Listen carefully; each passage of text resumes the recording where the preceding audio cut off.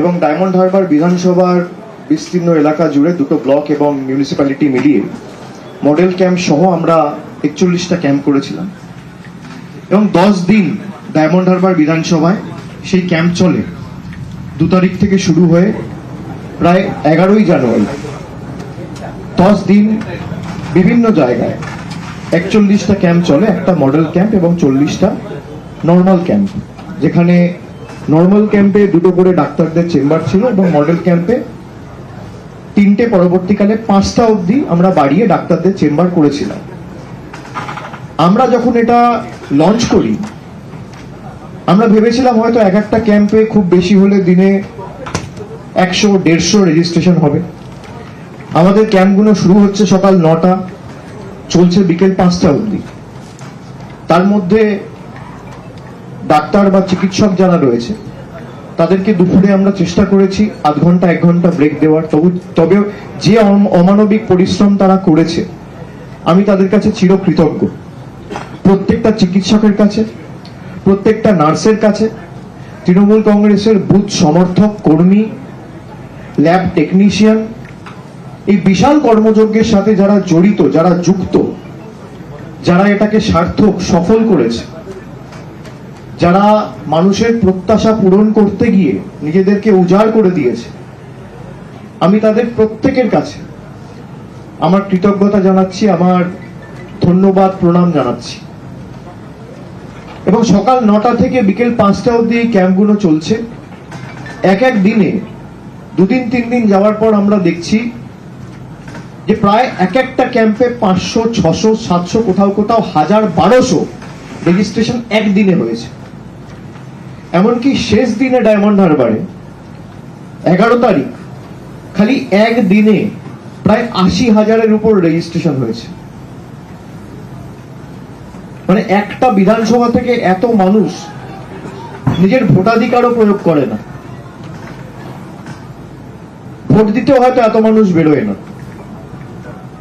গণতান্ত্রিক কর্তব্য সবার পালন করা উচিত, কিন্তু যেভাবে মানুষ বেরিয়ে এসে আমাদের উপর আস্থা ভরসা রেখে স্বাস্থ্য সচেতনতার ডাকে সাড়া দিয়ে বিভিন্ন সমস্যা নিয়ে তারা এই ক্যাম্পগুলোতে এসছে, আমরাও চেষ্টা করেছি। এবং ওষুধের ব্যবস্থা থেকে শুরু করে চিকিৎসার পরামর্শ, স্পেশালিস্ট ডাক্তার রয়েছে মডেল ক্যাম্পগুলোতে। টেস্ট করলে তৎক্ষণাৎ হাতে সঙ্গে সঙ্গে রিপোর্ট পাঠিয়ে দেওয়া হচ্ছে। কারোর হাতে না দিতে পারলে পরবর্তীকালে ফোন নাম্বার নিয়ে হোয়াটসঅ্যাপে পাঠিয়ে দেওয়া হচ্ছে। তো এই সুবিধা, এই সার্ভিসেসগুলো আমরা দিতে পেরেছি। এবং খালি ডায়মন্ড হারবার বিধানসভা থেকে 10 দিনে প্রায় 2.5 লক্ষ মানুষ তাদের নাম নথিভুক্ত করে বিভিন্ন ক্যাম্পের মাধ্যমে চিকিৎসা পেয়েছে।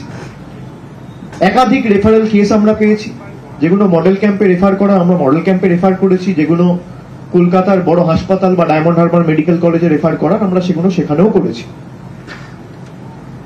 এবং ফলতায় শুরু হয়েছে 12 তারিখ থেকে, 12, 13, 14, 15, আজকে 4র্থ দিন, 3 দিন হয়েছে। কালকেও 13,000-এর উপর রেজিস্ট্রেশন হয়েছে। এই যে এক এক দিনে 13,000, 14,000, 12,000 রেজিস্ট্রেশন, তার মানে 40টা ক্যাম্প যদি হয়, এক একটা ক্যাম্পে গড়ে মানুষ প্রায় 300 থেকে 350 মানুষ ডেইলি আসছে। এবং শুধু ডায়মন্ড হারবার নয়, দক্ষিণ 24 পরগনার বিভিন্ন জায়গা থেকে যেমন লোকজন এসছে। আপনারা দেখেছেন আরামবাগ থেকে একটি শিশু 2 দিন আগে এসেছিল, রেজিস্ট্রেশন করাতে গিয়ে তারা জানতে পারে যে তার বাড়ি খানাকুলে। এবং আমাকে যখন তারা জানায় যে শুধু দক্ষিণ 24 পরগনা বা ডায়মন্ড হারবার না, বা পার্শ্ববর্তী যে বিধানসভাগুলো আছে শুধু সেই বিধানসভা নয়, একাধিক দূর দূরান্ত থেকে অনেক কেস আমাদের কাছে এসছে। শুধু জলপাইগুড়ি থেকে ককলিয়ার ইমপ্ল্যান্টের জন্য একটা শিশু যে ঠিক মতো শুনতে পায় না, তারা এসছে। আবার গতকাল ওই একই ককলিয়ার ইমপ্ল্যান্টের একটা কেস দক্ষিণ দিনাজপুর থেকে এসছে। আমি আজকে চিকিৎসক সহ স্পেশালিস্ট সিনিয়র চিকিৎসক যারা রয়েছে, ডাক্তারদের পুরো টিমের সাথে যারা দায়িত্বে রয়েছে, তাদের সাথে কথা বলেছি। আবার আমি অনুরোধ করেছি যে যতটা পারবো মানুষ আমাদের, ভগবান ঈশ্বর মানুষ আমাদের যতটুকু ক্ষমতা দিয়েছে, আমাদের সামর্থ্য অনুযায়ী আমরা চেষ্টা করব তাদের পাশে দাঁড়ানো, তাদের সমস্যার সমাধান বা প্রতিকার করা। আর যদি না পারি তাহলে তাদেরকে বুঝিয়ে বলবো যে এটা হয়তো আমাদের দ্বারা সম্ভব নয়, কিন্তু চেষ্টার কোনো ত্রুটি রাখবো না। ককলিয়ার ইমপ্লান্টের যে কেসটা হয়েছে, একটা কেস এসছে দক্ষিণ দিনাজপুর থেকে, একটা জলপাইগুড়ি থেকে। একটা ইমপ্লান্ট পাওয়া যায় যেটা ব্রেন আর কানের মধ্যেখানে বসানো হয় এবং এই সার্জারিটা প্রায় 12 ঘন্টা ধরে চলে। এটা খুব ক্রিটিক্যাল সার্জারি, আর খুব যে সাকসেস রেট তাও নয়। স্পেশালিস্ট ডাক্তারদের আনিয়ে আমরা সেই সার্জারি একটা ছুটির দিন দেখে, তার কারণ 10 ঘন্টা 12 ঘন্টা সার্জারি হলে একদিনে একটার বেশি সার্জারি করা যায় না। তো আমি সেই পরিবারকে কথা দিয়েছি, যারা ককলিয়ার ইমপ্লান্টটা বানায় সেই সংস্থার সাথেও আমরা কথা বলছি, তারা যদি সেই ইমপ্লান্টটা দেয়, আর না হলে আমরা কোনোভাবে নিজেদের সামর্থ্য অনুযায়ী সেই ইমপ্লান্টের ব্যবস্থা করে, সেই সার্জারির ব্যবস্থা করে তাদের সাহায্য করব। তাদের পাশে দাঁড়ানোর চেষ্টা তো আমরা করেইছি, কিন্তু বাচ্চাটা যাতে শুনতে পায়, প্রকৃতিকে ঠিকমতো দেখতে পায়। আরামবাগ খানাকুল থেকে যে বাচ্চাটা এসছে, 3.5 বছর বয়স, এখনো হাঁটতে পারে না, ঠিকমতো দাঁড়াতে পারে না, তার একটা স্পাইনাল কর্ডের প্রবলেম রয়েছে। এবং কলকাতার এক বেসরকারি হাসপাতালে তিনি চিকিৎসা করতে গিয়েছিলেন, সেখানে তাকে যা এস্টিমেট করে দিয়েছে যে বছরে 72 লক্ষ টাকার খালি স্পাইনাল কর্ডে ইনজেকশন নিতে হবে। এখানে আমরা একটা ফিজিওথেরাপি সেশনের ব্যবস্থা করেছি সেই পরিবারটির জন্য। সেই বাচ্চাটার ফিজিওথেরাপি চলছে, আজকে 3rd ডে। তার মা বাবার থাকার ব্যবস্থা করেছি এখানে, আরো 8-10 দিন ফিজিওথেরাপি চলবে। তারপর যদি কোন রকম ইমপ্রুভমেন্ট না হয়, তাহলে আমরা বড় স্পেশালিস্ট ডাক্তারের সাথে কথা বলে যাতে সে নিজের পায়ে হাঁটতে চলতে পারে তার ব্যবস্থা করব।